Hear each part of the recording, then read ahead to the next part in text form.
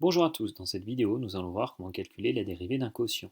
C'est-à-dire, si on a une fonction f de x sous la forme u de x divisé par v de x, où u et v sont deux fonctions dérivables sur un intervalle i et où, sur cet intervalle justement, v de x qui est au dénominateur ne vaut pas 0 car on ne peut pas diviser par 0, alors on sait que cette fonction elle est bien dérivable, et la formule pour calculer la dérivée est la suivante, c'est la dérivée de u fois v de x moins u fois la dérivée de v divisé par v de x au carré.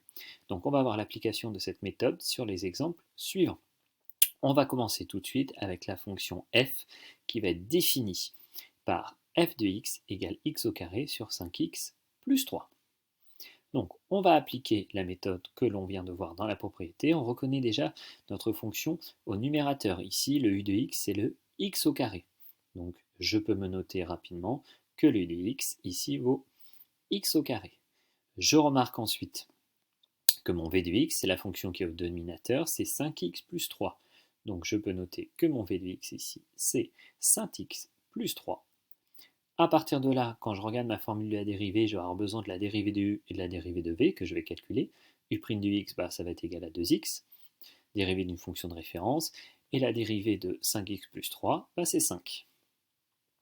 Puis, une fois que j'ai donc u et v et leur dérivée, je peux appliquer ma formule que j'encadre en jaune.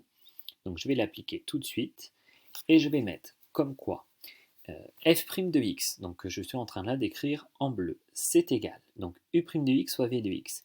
U' de x, en fait je le regarde sur ma gauche, c'est 2x, fois v de x, c'est 5x plus 3, moins, ici si je reprends ma formule, u de x c'est x au carré, fois v' de x, v' de x, c'est 5.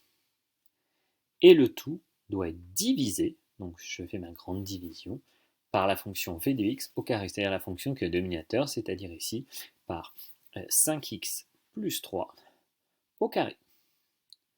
Et là, c'est bon, je viens de trouver ma fonction dérivée. C'est ça. Je peux maintenant juste la simplifier en développant la partie 2x fois 5x plus 3, qui va nous faire 10x au carré plus 6x, moins 5x au carré, le tout toujours sur 5x plus 3 au carré. Et à partir de là, je vois qu'au numérateur, les x au carré peuvent se mettre ensemble, ça fait 5x au carré plus 6x sur 5x plus 3 au carré. Voilà, je viens donc bien de trouver la fonction dérivée de la fonction f de x sur x au carré 5x plus 3 en utilisant la formule de la dérivée d'un quotient. On fait tout de suite un autre exemple du même type, peut-être un petit peu plus rapidement cette fois-ci.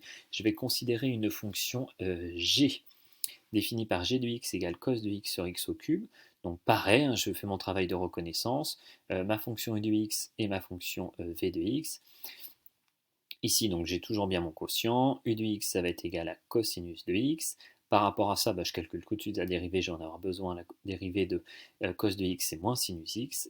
Et ensuite, v de x, donc la fonction au dénominateur, ça va être x au cube, et la fonction dérivée de x au cube, c'est 3x au carré.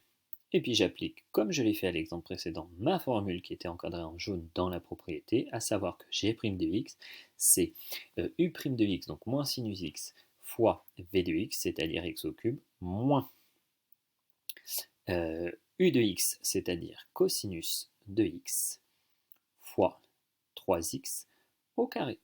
Et le tout doit être divisé par v de x au carré, c'est-à-dire x au cube, que je vais noter ici, x au cube, et x au cube, lui, doit être mis au carré. Et ça se simplifie un petit peu, que x au cube au carré, c'est x au cube fois x au cube.